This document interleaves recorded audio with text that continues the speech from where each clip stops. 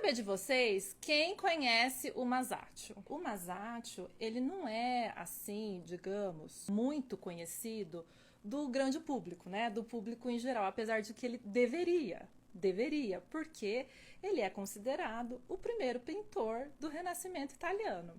Então a gente sempre fala dos grandes nomes, né, do Renascimento, um Michelangelo, um Leonardo, um Rafael, o Botticelli, né? Ai, mas você acha que assim, eles vieram do nada? Eles já são, na verdade, uma segunda geração do Renascimento.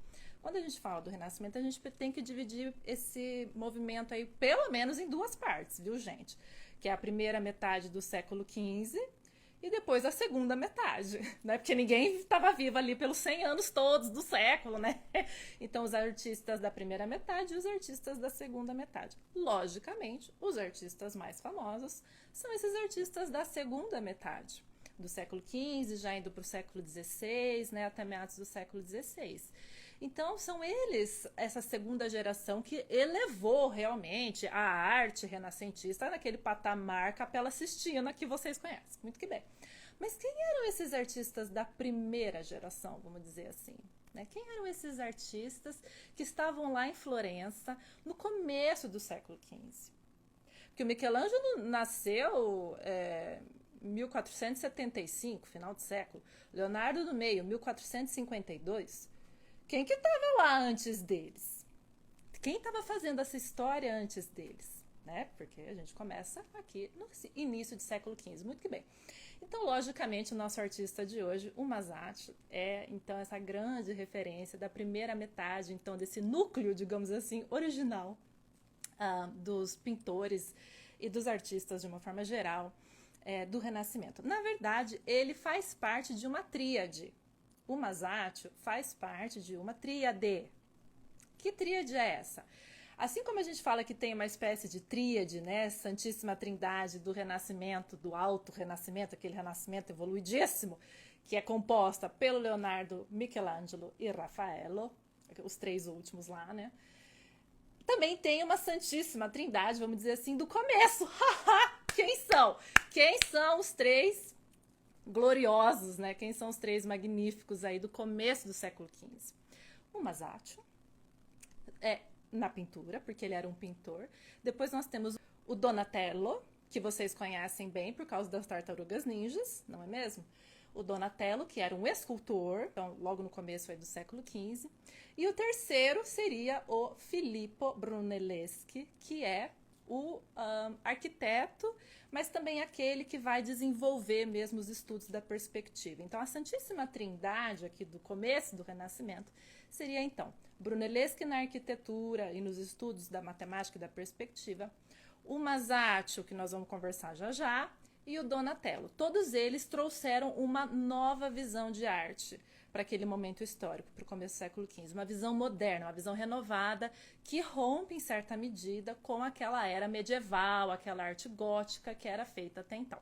Nós vamos, então, entender agora, bonitinho aqui com o Masaccio, como que isso foi feito. Vamos lá, então. Vamos falar do nosso querido Masaccio. Ele não é muito conhecido, como eu estava falando, pelo grande público, eu acho que por dois motivos. O primeiro deles é que ele viveu pouquíssimo. A vida dele foi muito breve. Então, ele morre aos 27 anos, ou talvez até antes mesmo dele completar os 27. Fato é que ele morreu no ano que ele completaria 27. Ele nasceu em 1401, bem no comecinho ali do 15, né, do século XV, e morre em 1428. Nós não sabemos a data exata da morte, mas se diz que ele morreu em Roma, tá? Ele nasceu em Valdarno, ali perto de Florença, vivia em Florença e foi a Roma. Não sabemos porquê e parece que morre lá na cidade de Roma. Não sabemos também a data. Aí fica essa questão, né, que a data de 27 anos, né, essa idade é famosa, né? Vocês conhecem, já ouviram falar, eu imagino, de outros artistas aí da história que também foram geniais na sua respectiva arte, tiveram um impacto profundo na cultura do seu próprio tempo, deixaram um legado enorme, influenciaram gerações, mas morreram jovens. Isso tem na música, né? Tem a Janis Joplin, mais recentemente a Amy Winehouse, foi a última aí que morreu com 27 anos. Nas artes visuais a gente tem, por exemplo, o Basquiat, que é o pai, né, do grafite, que morreu nos anos 80 em Nova York, que era amigo da Madonna, amiga do Andy Warhol e tal, e também morreu super jovem, aos 27, mas se não fosse o Warhol, se não fosse o Basquiat, não tinha grafite. E também, aí, voltando para o tempo, o Masaccio. Que morreu, então, infelizmente, não dá pra gente saber o que mais esse homem teria feito para nós, caso ele tivesse vivido um pouco mais, né?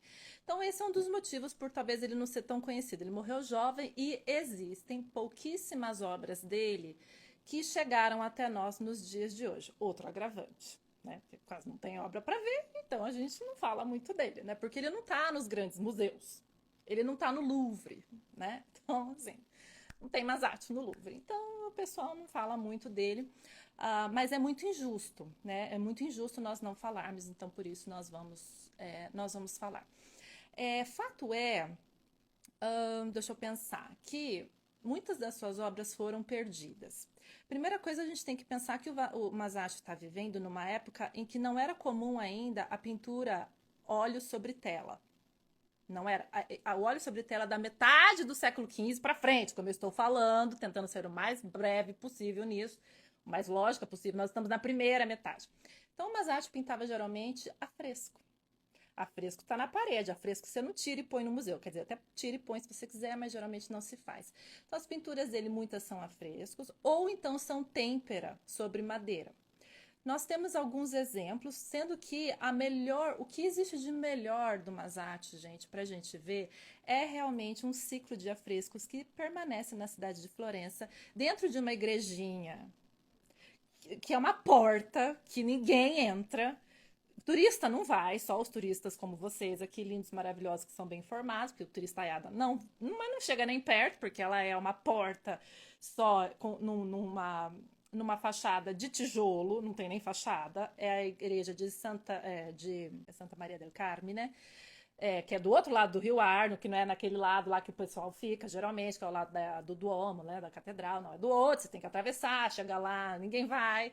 Tá lá dentro dessa igrejinha de nave única a Capela Brancati, que é, então, onde estão conservados os melhores afrescos da vida do Masaccio que chegaram até nós e que inclusive passaram por um lindíssimo processo de restauro aí nos últimos, acho que 2, 3 anos, e foram reabertos ao público agora, e acho que em julho do ano passado. Eu perdi, porque eu fui para Florença em abril e não tinha, então eu não pude ir lá filmar para vocês, não tenho foto da Capela Brancati, assim, recente, depois do restauro, então, mas disseram que tá linda. É importante que esses afrescos sejam restaurados, porque eles realmente são, gente. Veja, a gente já vai começar a ver as imagens, mas eles são, talvez, o único lugar no mundo, presta atenção nisso, essa capela, né, eu tô falando, talvez seja o único lugar no mundo onde você vai entrar e ter a possibilidade de ver duas linguagens artísticas colocadas lado a lado nas mesmas paredes, tendo sido pintadas pelos mesmos pintores. O que eu quero dizer com isso? A Capela Brancati foi afrescada tanto pelo Masaccio quanto pelo amigo dele, o Masolino. Só que o Masaccio, claramente, apesar de muito mais jovem, porque o Masaccio tinha uns 24 anos só quando ele foi chamado para essa capela, para afrescar, enquanto o Masolino já tinha uns 40 e tantos, então já era bem mais velho. Mas o Masolino ainda era um artista preso naquela tradição gótica, no estilo de pintura gótica, que eu já vou mostrar para vocês. Enquanto o Masaccio, do lado dele, pintando do lado, já estava numa inovação tão profunda, que seria o início da pintura renascentista, que rompe realmente com aquela ideia gótica tardia. E é maravilhoso, porque a quintessência do início do Renascimento, aquele lugar é maravilhoso, é um lugar mágico, gente, é mágico. Tem que ir na Capela Brancati quando vai para Florença e ficar admirando aqueles afrescos. Não é muito grande, a capela até que é relativamente pequena, mas os afrescos são enormes. tem que pagar um ingresso extra para entrar, óbvio, aquela coisa italiana toda, né? Você tem que fazer a reserva, blá blá blá, mas vale muito a pena, tá? Então, quando for para Florença, tem que colocar a Capela Brancaccio no roteiro. Ok, bom, então, queridos, minha proposta agora é de fazer esse percurso um pouco, então, do Masaccio, do pouquíssimo, na verdade, que a gente conhece sobre ele. Ai, você tem como desativar os comentários? Vamos desativar os comentários. Essa capela é incrível, vale muito a visita. Vamos. Depois eu coloco vocês de novo. Quer dizer, se bem que. Você sabe que. Calma, mudou aqui. Eu não sei mais desativar esses comentários. Deixa eu ver se é em cima. Tá, achei. Desativar comentários. Muito que bem. Então tá bom. Agora estou eu aqui. Vamos lá. O meu convite, nesse momento, é para nós tentarmos voltar no tempo. Porque o nosso desafio hoje, queridos, nós que estamos no século XXI e a gente já viu tudo, a gente já viu o Picasso, a gente já viu o abstracionismo, a gente já viu a banana na parede. Então, assim, pra gente é difícil entender as inovações do passado. Tá? Então, nós vamos agora fazer esse exercício de fingir que nós estamos lá no século XV. E você nunca viu o barroco do Caravaggio, tá? Você nunca viu Leonardo da Vinci, a perspectiva aérea do Leonardo, você nunca viu a Mona Lisa, tá? Nunca viu, tá? Não viu. O que você viu? Você que está lá no século XV, você não lê, tá? Você não tem livros em casa. As imagens são parcas, as imagens estão nas igrejas, né? Então você tem que se deslocar para ver uma imagem, né? Veja o poder das imagens. Então não era um negócio que você tinha acesso e pulava na sua frente, igual faz hoje, né? Elas piscam na nossa frente aqui o tempo inteiro. O que você, no início do século XV, lá em Florença, olha que tudo. O que você tinha visto? Se é que tinha, né? Vamos começar por aí. Então vamos lá. Vamos fazer esse exercício da gente voltar no tempo para a gente entender a grandiosidade do Masaccio.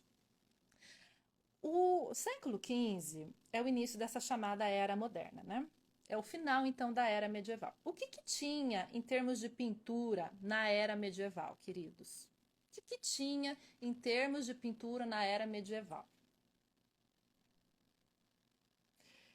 Em boa parte, aquela pintura e os afrescos e tal bizantinos, não é mesmo? Vou mostrar um para vocês. Uma pintura bizantina. Que, ou seja, eram pinturas feitas no estilo, né, de Bizâncio, né, que é aquela pintura mais oriental. Tipo assim. Ups. Então a gente está vendo uma virgem com um menino bem estilizada, né, daquele estilo medieval, né? Então bidimensional, né? Reparem como a Virgem parece quase não ter um corpo. Ela tem, mas ela não tem volume. Reparem nisso. Ela não tem exatamente um grande volume embaixo dela. Tem um pouco, não vamos dizer que não, mas não é muito acentuado. O fundo é dourado, ele não tem uma profundidade exatamente assim. Tem algum intento, né, de fazer um trono em volta da Virgem, mas é tudo muito incipiente, vamos dizer assim. Né? Então, o comum da pintura bizantina era isso daqui. Eram esses olhos amendoados, né, da Virgem e do menino, geralmente também dessa forma, amarelados. O fundo dourado é para remeter ao céu, à luz divina, né? Então, veja que é uma pintura que não está nesse nosso tempo, não está no nosso espaço. Essa pintura, ela está numa dimensão outra, naquele lugar simbólico, naquele lugar divino, espiritual, né? É um ícone isso daqui, né? Que se chama uma icona bizantina. Então, você vai sempre ter esse mesmo estilo, né? Com esses corpos quase descarnados, tá? Então, era isso que estava em voga, isso que estava em alta durante boa parte aí da era medieval. E isso chega para os pintores italianos. E agora eu quero que você me fale se você conhece um pintor italiano da era medieval. Você conhece um pintor italiano da era medieval? Será? Que você conhece algum? Porque os renascentistas a gente conhece vários, mas e os medievais, né? Quem eram os pintores do século X, XI, XII, XIII? Não são tão conhecidos do grande público também. A gente conhece alguns, né? Coisa de estudioso, né? Não são, assim, os mega famosos, mas eles existem. Vou mostrar aqui um exemplo, mais ou menos isso daqui. Então, por exemplo, aqui a gente estaria no século XIII. Veja que o tema é o mesmo da outra obra que eu mostrei para vocês. É uma virgem com um menino, tá? Notem que novamente a gente vê um fundo dourado. Aqui já um pouco mais trabalhada a questão do rosto dela, ela já um pouco mais branquinha, assim, mas veja que o estilo é muito parecido. Então, a pintura italiana era profundamente influenciada pela pintura bizantina durante toda a era medieval, tá? Essa obra que eu mostrei é do Duccio di Buonisegna, que era um pintor ativo em Siena, de 1300, mais ou menos, tá? Outra aqui em cima. Essa daqui é também do Duccio, de 1284, mais ou menos. Então, essa era a situação da pintura medieval, vamos dizer assim. Geralmente, esse tipo de obra para ser colocada dentro das igrejas, dentro das capelas, em cima dos altares, geralmente, né? Então, eram imagens de devoção da Virgem com o menino, ou da Virgem sozinha, não, geralmente com o menino, né? Mas com o menino em várias posições, ou depois nas cúpulas das igrejas, geralmente a imagem do Cristo, Pantocrator, enfim, o Cristo que abençoa.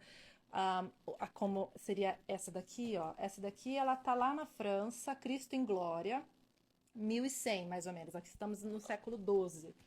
Isso daqui é profundamente influenciado pela pintura bizantina.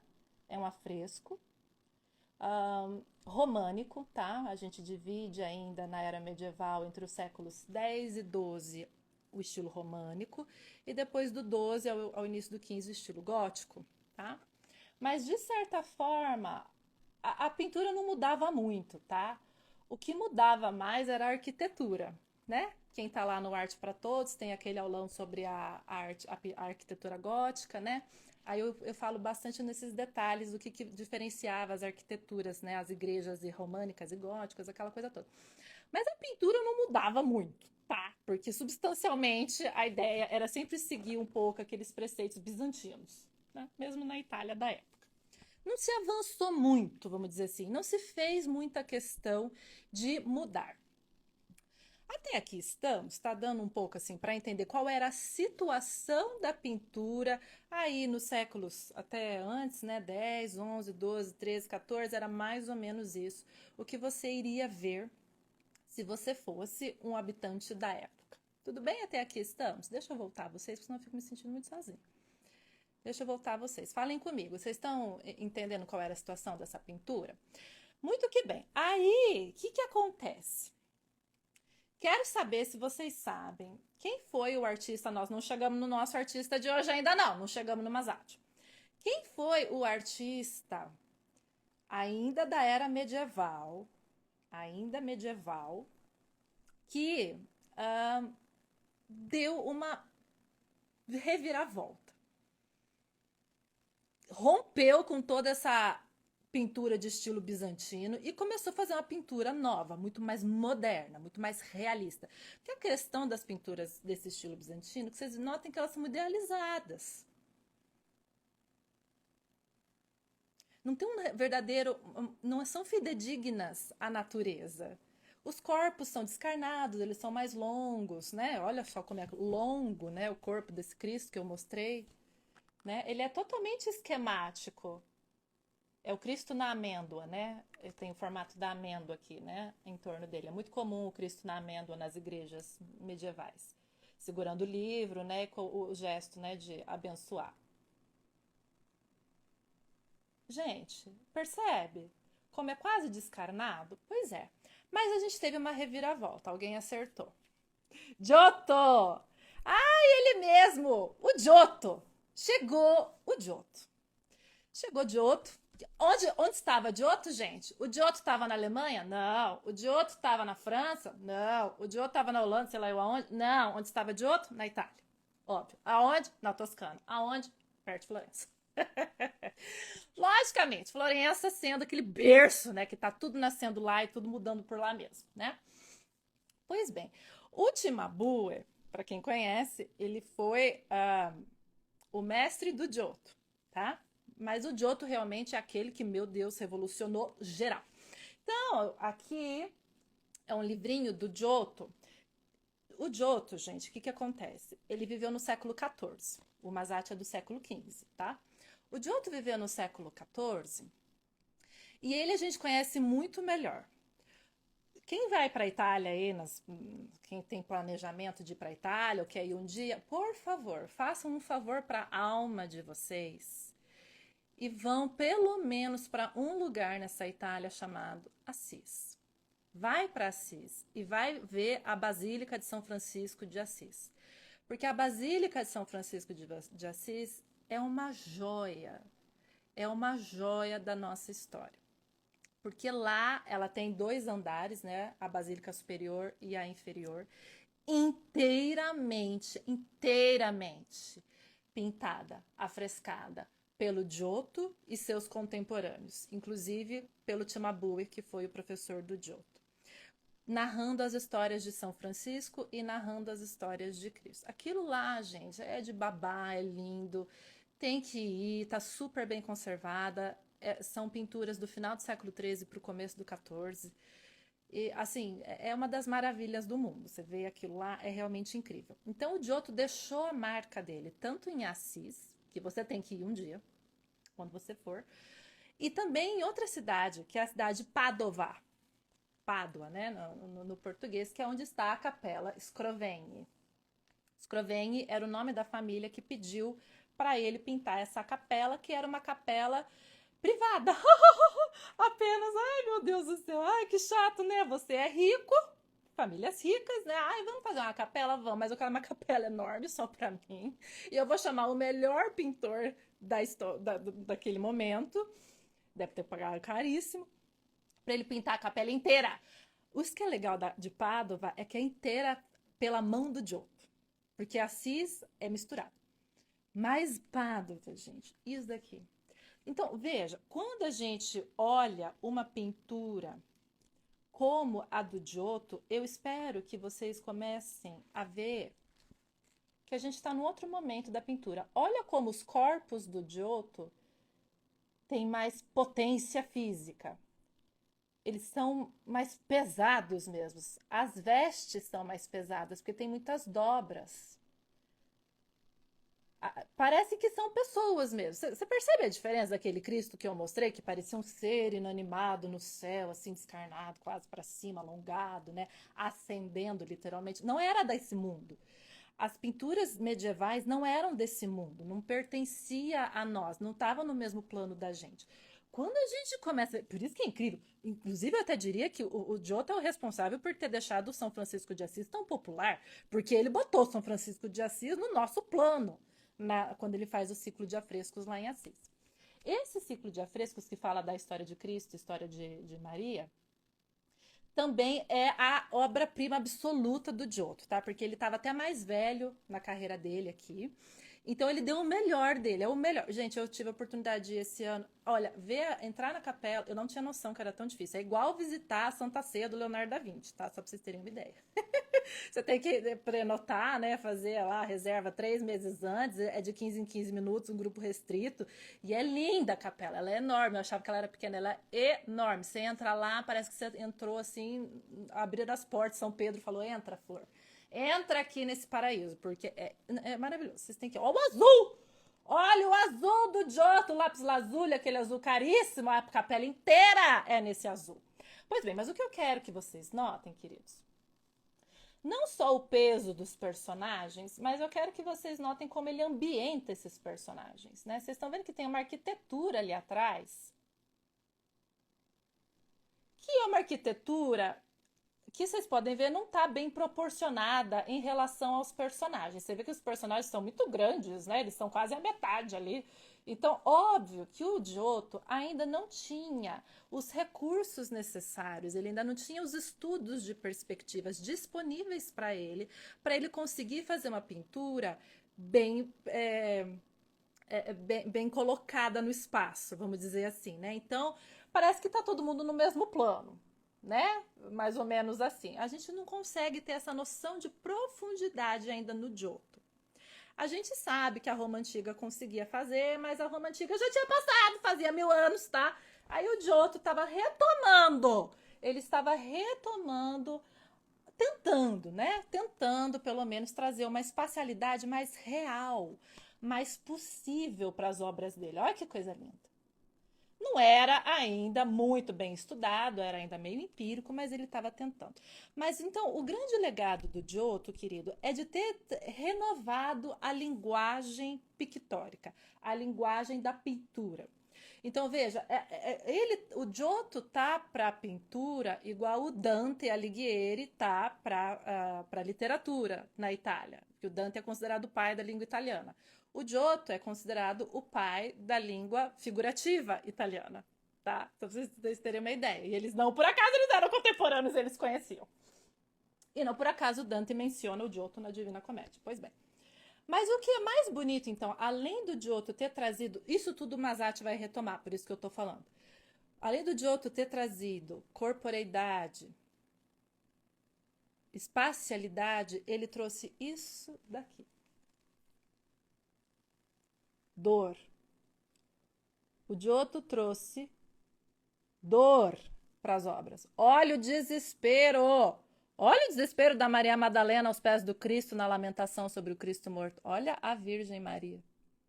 Olha as outras aqui chorando. A gente nunca tinha visto obras com tanta dor, com tanta expressividade. Então, o grande legado do Giotto foi ter trazido, além da corporeidade, né, do peso mesmo dos corpos, de ter trazido um pouco mais de espacialidade, ter tentado pelo menos, mas foi a dor. Eles dizem, né, os historiadores falam que é nessa descoberta da dor é que mora a modernidade da arte. Era isso que não tinha. Ninguém sofria na arte medieval. Tá entendendo? O Cristo está sempre pleno. A Virgem com o menino é plena. Com o Giotto a gente começa a sofrer. E é daí que parte o Masaccio. Quando o Giotto morreu em 1337, queridos, não pensem vocês que todo mundo começou a pintar igual o Giotto. Tira isso da cabeça de vocês, tá? Ele foi um personagem único. Ninguém mais conhecia ele que não fosse ali na Toscana, praticamente, ali no norte da Itália, né? Ele não chegou nos outros países, não tinha isso, né? Então ele foi uma pequena revolução maravilhosa, incrível, mas que depois que ele morreu, a maioria dos artistas estavam continuando a fazer pintura no estilo gótico, naquele.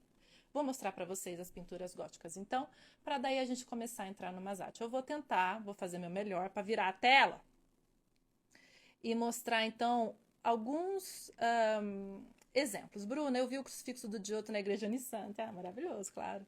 Também tem esse azul, exato. O crucifixo dele é lindo. Bom, então aqui vou tentar mostrar, acho que tá dando para ver. Então, alguns pintores que eram aí do século XIV e que eram esses pintores medievais que a gente define pintores góticos, tá? Então, se você não conhecia nenhum pintor gótico, agora você vai conhecer. Então, aqui temos o Michelino da Besozzo. Então, tá vendo aqui essa pintura que a gente define, essa pintura gótica, gente, muito artificiosa. Vocês notem como ela é ricamente decorada. Olha, folha de ouro que não acaba mais. Olha isso, gente. São pinturas caras, sabe? Muito minuciosas, com uma precisão dos detalhes incrível. Ou outro aqui embaixo, ó, Stefano da Verona. Olha essa pintura, que coisa linda. Tudo é ricamente decorado, ornamentado. É a Virgem com o menino dentro de um jardim fechado, isso é chamado hortus conclusus, né, que é o jardim fechado, alude à virgindade da Maria, né? Então ela aqui sempre tudo com essas folhas de ouro, né, ornamentando ao fundo. Aqui também mais de perto, ó o tanto de florzinha, olha tanto detalhe. Então, essa pintura gótica, né, medieval, final da era medieval, ela tende a ser assim, ó, o que a gente define como fiabesca. Parece uma fábula. E note como aqui, por exemplo, esse é o Gentile da Fabriano, tá? Esse artista aqui, ó, que a gente está vendo agora. Aqui no Gentile da Fabriano, Notem como, estamos lá no fundo dourado, como sempre e tal. E olha que engraçado, porque daí ele coloca, esse daqui é o cara que pediu a obra, esse cara aqui à esquerda ajoelhado. Olha como ele é minúsculo em relação à Virgem. Ai, meu Deus do céu. Isso era comum na época, né? Na era medieval, assim, porque você geralmente colocava a Virgem grandona, ou seja, o personagem, a figura, né?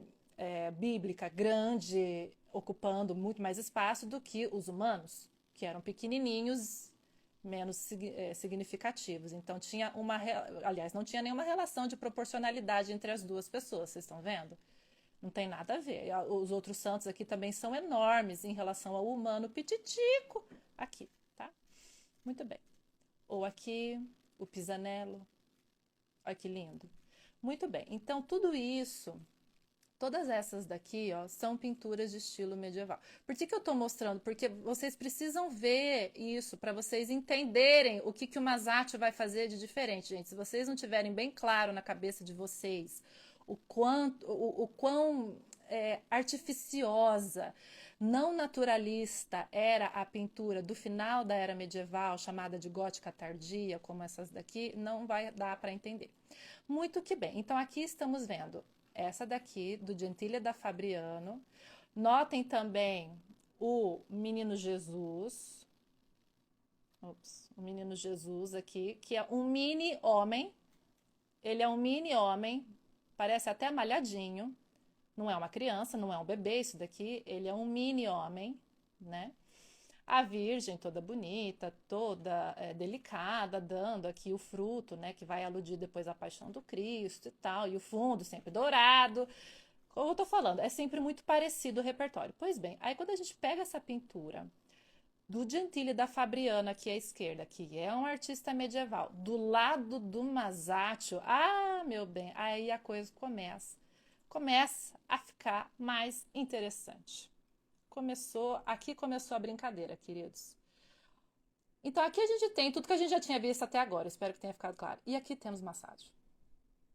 Ué, Bruno, não tô vendo grandes diferenças não, qual que é a grande diferença? O que fez de mais Masaccio? Então, né? O que fez de mais Masaccio? Deixa eu tentar mostrar ela maior. Infelizmente, essa obra, gente, ela não está exposta ao público, tá? Ela fica na National Gallery de Londres, mas ela não fica exposta. Então, eu nunca vi, você também nunca viu, ninguém nunca viu, tá? Então, a gente só vê essas reproduções péssimas, péssimas. Mas tudo bem, vamos lá. Reparem como a Virgem Maria agora é gigantesca. Gigantesca. Vou voltar aqui para vocês entenderem. Olha o peso que essa mulher tem. Primeiro que ela senta num trono que funciona. Ela está sentada num trono de verdade, gente. O trono agora tem profundidade. Porque todas as outras pinturas parece que a Madonna não está exatamente sentada. Aqui da esquerda ela não está exatamente sentada. Ela em pé ou ela sentada não faz a menor diferença. Nem o trono, na verdade, a gente consegue ver. Olha o trono arquitetônico que o Masaccio construiu aqui para nós. Olha que maravilhoso. Então, primeira coisa, começamos a ter mais profundidade real e começamos a ter mais peso. Olha o tanto de dobra que tem nesse véu dela, aqui, nesse manto azul. Belíssimo, belíssimo o manto azul dela. Olha como ele pesa, olha como ela é grande, olha como ela é real. Ela é verdadeira, ela não é mais aquela virgem que está lá no céu, naquele fundo dourado, distante de nós. Aqui a virgem começa a fazer parte do nosso plano, praticamente do nosso mesmo plano. E a outra coisa que eu quero chamar a atenção numa obra dessa, aqui talvez não vai dar muito para ver, mas aqui está horrível essa reprodução, porque está muito clara. A gente precisa de uma reprodução um pouquinho mais escura, ó. Aqui, queridos, vou tentar fazer vocês entenderem. Notem como essa perna aqui dela, ó, tá muito mais na luz do que essa perna aqui que está mais na sombra. Talvez não esteja tão claro, deixa eu pegar outra imagem. Aqui. Aqui talvez esteja um pouco melhor. Olha como faz diferença o jogo de luz e sombra aqui. Olha isso. Nós também temos um anjo que está inteiramente na luz E esse outro anjo, infelizmente, não está dando para entender muito bem, mas ele está muito mais na sombra do que o da esquerda. Então, o que isso quer dizer para nós? Que o Masaccio está trabalhando como se ele tivesse uma fonte de luz vindo daqui, ó. Como se ele tivesse uma fonte de luz saindo aqui da esquerda e banhando, criando zonas de luz e sombra ao longo dessa obra. Isso nem o Giotto tinha feito. Isso é um marco, gente. Isso é um marco tão grande. O jogo de luz, a profundidade, o peso da Virgem. E por fim, para vocês não acharem que eu não falei. E por fim, notem o bebê. O bebê do Masaccio é muito mais um bebê do que era o bebê ali do Gentili, por exemplo. Ó. Olha que bonitinho! Olha que bonitinho, ele é todo menininho. Ele é, agora sim, aquele bebê das fraldinhas Pampers, não é? É o próprio. Fraldinhas Pampers, aquele loirinho, bonitinho, fofinho, gordinho, que dá vontade de apertar. Agora sim o Cristo virou, o Cristo menino, né? Virou aquele Cristo que a gente está mais acostumado, não é mesmo?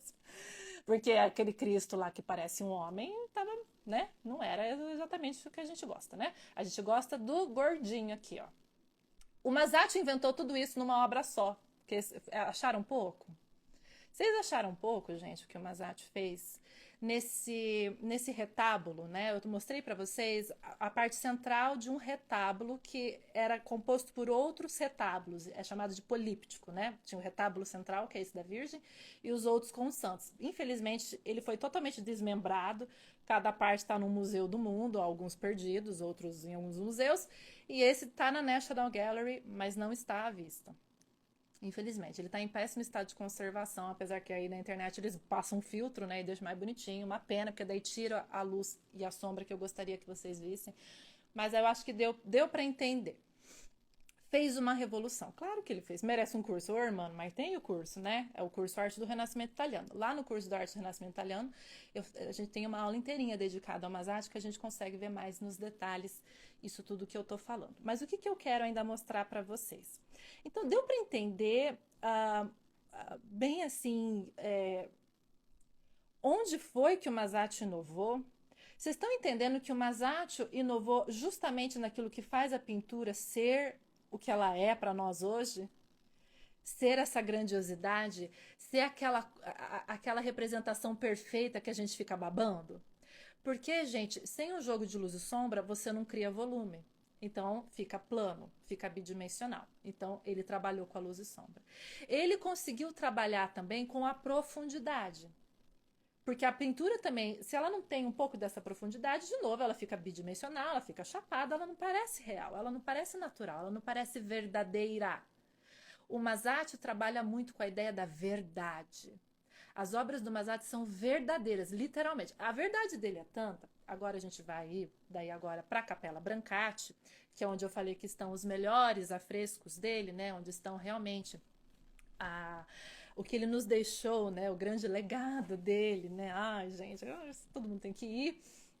Primeiro, eu vou tentar e deixar passando só um videozinho para vocês irem vendo, como eu falei, que a capela foi restaurada, né? Esse ano passado. Então, a capela, aqui nesse vídeo, ela já está já sendo mostrada com os andaimes todos aí que ela.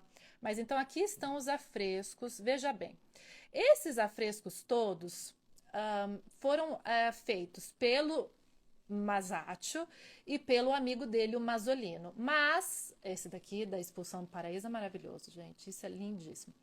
Já vamos ver. O que aconteceu? Eles não terminaram a capela. Nós não sabemos muito bem porquê, mas eles ficaram ali uns 3, 4 anos trabalhando na capela, o Masaccio e o Masolino. Lá a igreja que eu falei, ó, que ninguém entra. Enfim, eles ficaram com uns 4 anos trabalhando na capela e daí não terminaram e a capela ficou não finalizada por muitos anos, por bem 60 anos.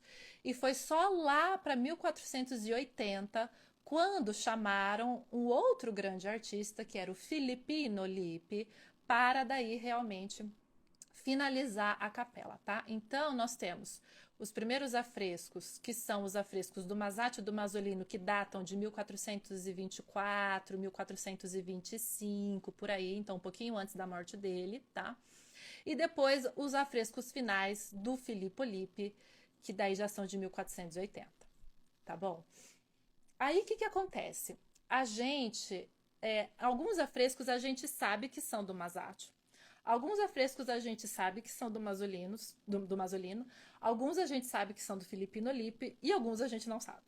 Alguns a gente fica, né, nessa dúvida, parece que foi a quatro mãos, Masolino e Masaccio, enfim, então, como eu falei, é um lugar muito bacana de ser visitado, porque tem mistério em torno disso, sabe? Tem misticismo até, tem esses dois grandes nomes, só que o Masolino ainda bem gótico e o Masaccio já totalmente moderno, mas trabalhando juntos, e às vezes a gente não conseguindo entender bem quem era quem ali. Mas quando a gente consegue entender, é maravilhoso, que é o que eu vou mostrar para vocês, ó. Então, lá na Capela Brancati, eu quero mostrar para vocês uns 2 ou 3 afrescos, estou só abrindo aqui, porque o que acontece? Como eu falei, o Masaccio retoma a mesma linha do Giotto. E principalmente ele vai trazer elementos para a pintura que são de uma humanidade que a gente não conhecia. Porque se a gente tinha visto no Giotto, vou mostrar para vocês, o sofrimento da Virgem, ó. Deixa eu mostrar. Vamos ver se fica bom. O sofrimento da Virgem com o Cristo. Olha o sofrimento dela, gente. Olha esse rosto, parece que ela tá chorando. E o sofrimento. Você já viu um anjo sofrer? Olha o anjo sofredor do Giotto. Olha que coisa linda. Gente, olha isso, é um anjinho sofrendo a morte do Cristo. Então, se o Giotto trouxe isso, o Masaccio faz coisas interessantíssimas também na Capela Brancati. Então, por exemplo, ele faz um afresco como esse daqui. O ciclo de afrescos da Capela Brancati foi pedido pelo Brancati, né, que era um comerciante, se eu não me engano, ou banqueiro, agora eu não lembro, florentino, e que conta histórias do São Pedro, que é o santo fundador, né, da igreja. Então aqui é um episódio do São Pedro batizando os novos cristãos. Esse afresco tem algo de tão interessante nele, porque ele tem essa figura aqui. Essa figura desse homem tirando a roupa para ser batizado. Olhem a pose dele! A pose dele, gente. Ele tá com frio. Ele está com frio. Vocês já tinham visto alguém passar frio numa pintura?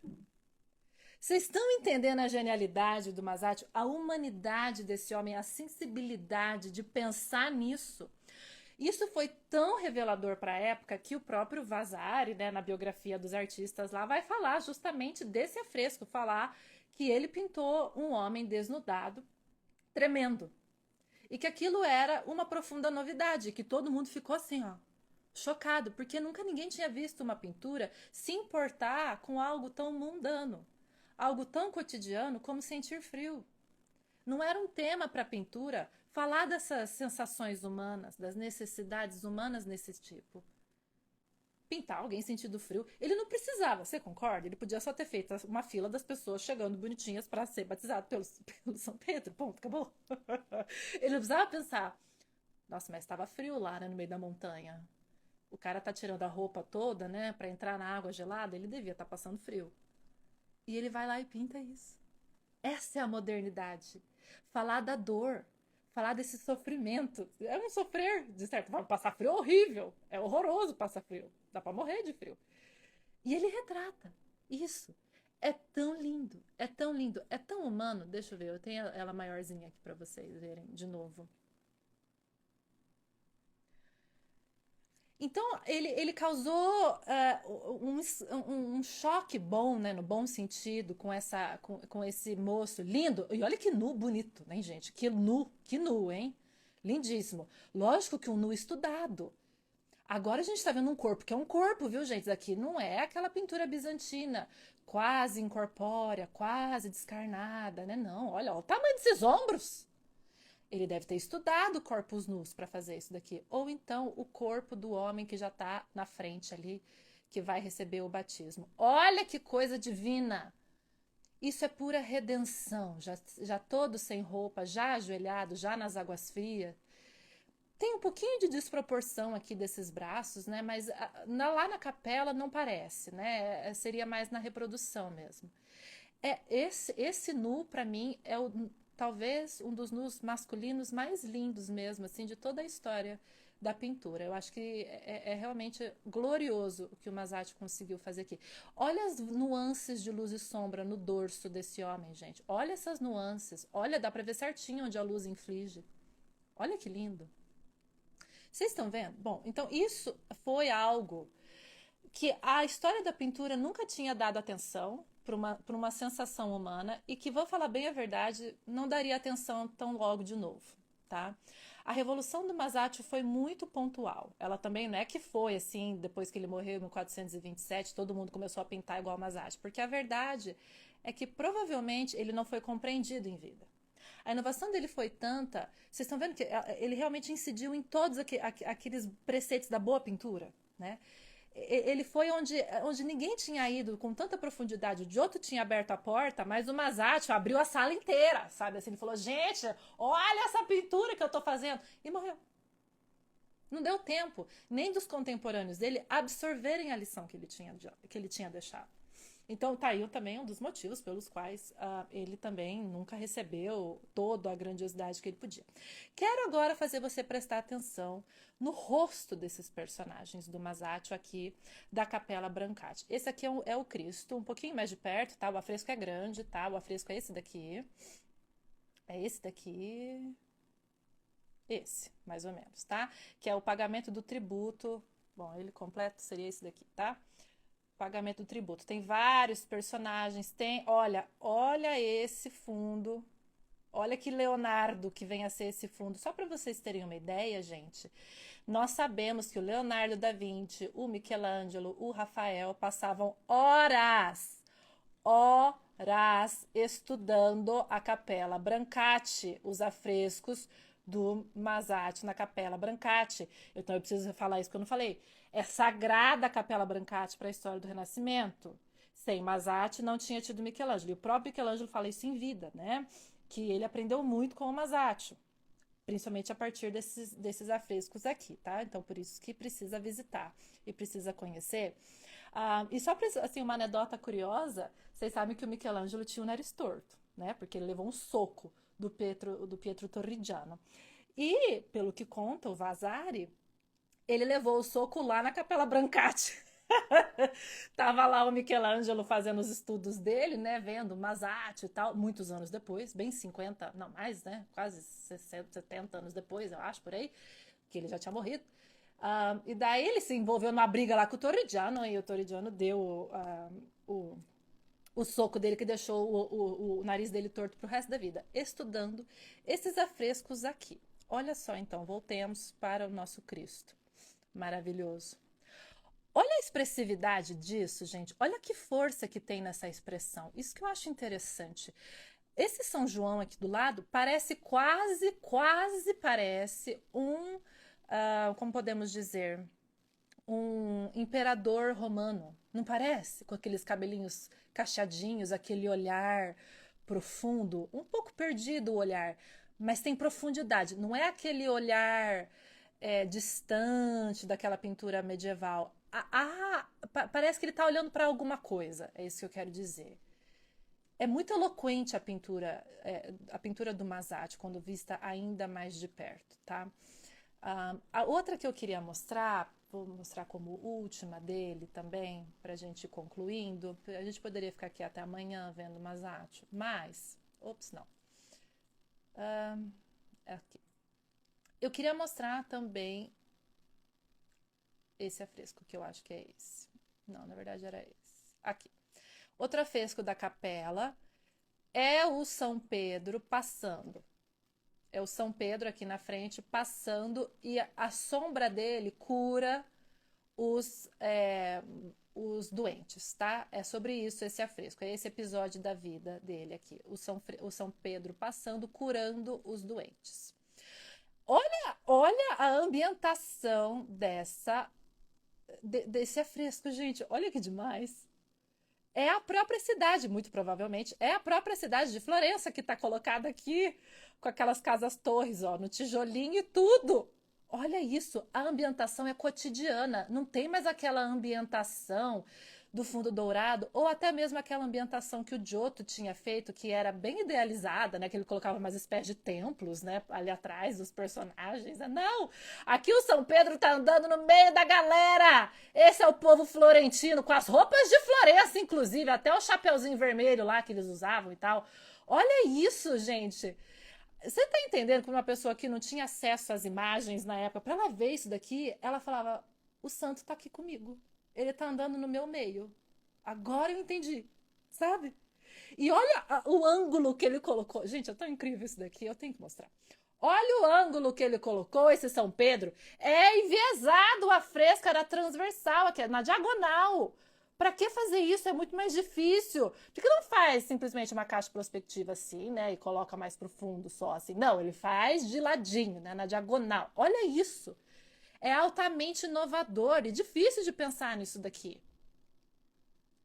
Gente, Masaccio era muito, sabe? É difícil absorver todas as informações das inovações que o Masaccio tem. E outra, esse daqui é o último, da Capela Brancaccio. Olha que coisa linda. Ah, esse afresco é outro momento também da história. São Pedro e a morte do Ananias aqui embaixo. Olha essa mulher. Eu convido você a olhar essa mulher. Vamos vê-la mais de perto, porque ela merece. Olha essa mulher. Gente, ela é a mulher de todos os dias. Ela não é aquela mulher idealizada. Ela não é aquela mulher distante, entronada, perfeita, etérea. Ela não é. Ela tá carregando o bebezinho dela, inclusive com a bundinha dele de fora e tudo. Olha que coisa mais real. Não tinha fralda. Era isso mesmo. Olha isso. Olha a presença dessa mulher, olha a realidade, olha a verdade, é isso que eu estou falando. Não existe no Masaccio, meus queridos, nenhum tentativo de embelezar a realidade e nem de colocar nenhum artifício para deixar mais bonito ou mais dramático ou mais artificioso. Não tem nada disso no Masaccio. O Masaccio é a verdade do que ele via. É a verdade das pessoas, é a verdade do ambiente, da ambientação, justamente aqui. Me perguntaram, era mais real a arquitetura ao fundo? Com certeza, total. Era a arquitetura da cidade que ele colocou no fresco, literalmente. Ele falou, vamos fazer aqui aquilo que está ali fora, entendeu? Então, isso que é tão grandioso nesses mestres que, que, que causa uma revolução, e eu espero que vocês estejam entendendo, por exemplo, como uma figura do Masaccio que traz essa profunda realidade, essa naturalidade e essa ideia da narrativa, de uma narração concreta, que a gente consegue entender, que não é idealizada, como isso depois chegaria num Caravaggio. Caravaggio também foi influenciado pela verdade do Masaccio. Vocês estão entendendo? A presença, o poder de um homem desse, gente. E ninguém fala. Mas nós estamos falando, porque nós merecemos conhecer Masaccio. O Masaccio é maravilhoso, gente. Primeira vez que eu vi ele, eu chorei. E por fim, vou mostrar a última dele, porque o Masaccio, ele é mais famoso em função desse último afresco que eu vou mostrar, tá? Quem fala do Masaccio, quando fala, fala desse único afresco que eu vou mostrar. É pobre falar só desse afresco, tá? Tem que mostrar a Capela Brancati, porque o afresco que eu vou mostrar não está na Capela Brancati, tá? Ele está em Florença também, mas ele está numa outra igreja que também precisa visitar, que é a Santa Maria Novella, lá do lado da estação de trem que chama Santa Maria Novella também. Na frente da estação, você entra lá, pelo amor, quando você for, vai lá ver a igreja de Santa Maria Novella, que é uma igreja gótica, tá? É uma igreja do finalzinho aí da era medieval. O Caravaggio entrou em contato com as obras do Masaccio? Eu suponho que sim, que o Caravaggio ficou uma época em Florença, então claramente ele entrou na Capela Brancati. Todo mundo, gente, entendam uma coisa. Até o século XX, todos os artistas que queriam ser artistas iam para a Itália estudar. E Roma e Florença eram as duas cidades principais. Era parada obrigatória de todo e qualquer artista. Principalmente aqueles artistas franceses, neoclássicos, lá do século XVIII, XIX. O sonho deles era poder ganhar uma bolsa e estudar em Roma. E estudar em Florença.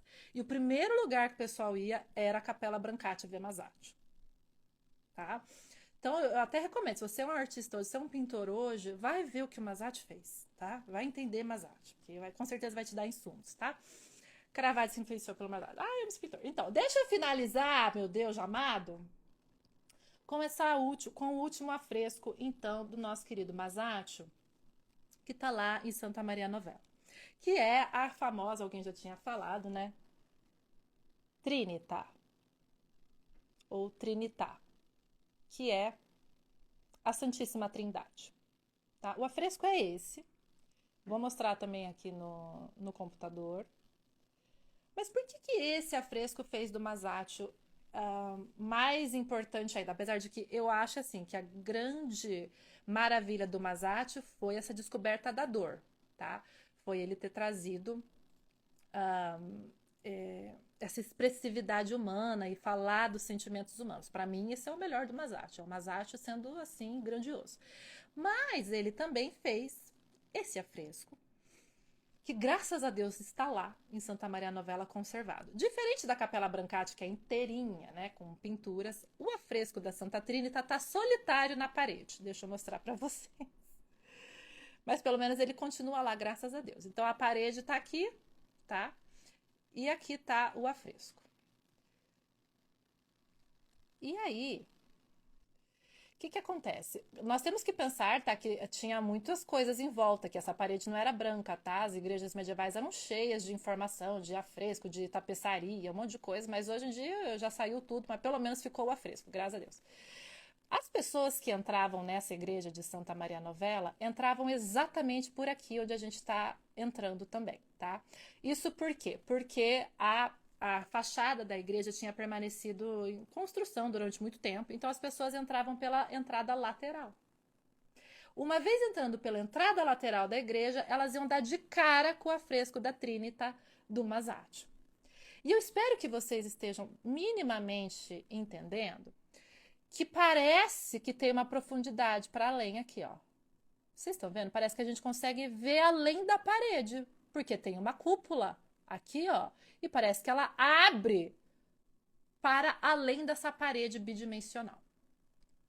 Então, essa obra é muito famosa porque ela é a primeira obra, presta atenção nisso, quem gosta de anotar, anota. Essa é a primeira obra da nossa história a usar, pelo menos da história aqui, né, moderna, a usar perfeita proporção matemática e perspectiva para criar uma ilusão em 3D, para criar uma ilusão óptica, para criar uma profundidade, abrir um espaço que na verdade não existia. Essa é a primeira obra, a primeira pintura a fazer isso. E foi o Masaccio que fez, tá bom? Como ele era muito amigo do Filippo Brunelleschi, é muito provável que o Brunelleschi tenha ajudado o Masaccio a pintar essa parte da arquitetura, tá? Porque, gente, é muito estudo para você fazer isso. Se conta que as pessoas ficaram horrorizadas quando elas viram esse afresco, porque diziam que o Masaccio tinha furado a parede. Furado a parede, por causa dessa profundidade aqui da cúpula que ele está conseguindo. Gente, você imagina você ser uma pessoa do século XV, que eu tô falando, você estava acostumado a ver aquelas figuras planas, bidimensionais, com aquele fundo dourado, sempre igual. De repente você vê isso daqui, você fala, meu Deus do céu, o que aconteceu? Magia. O pessoal devia achar que isso daqui era magia negra, né? Porque dá pra ver além da parede. Como é que você vê além da parede? Como assim? Gente, isso aqui é o início. Depois aquelas coisas maravilhosas que o Barroco vai fazer, que parece que abre o teto da igreja, né? Aquelas coisas lindas que a gente viu mais de século depois, tá? Porque o Masaccio é o começo de tudo isso. Só quero finalizar, entretanto, te fazendo um pouco refletir, tá? Porque apesar dessa belíssima imagem aqui,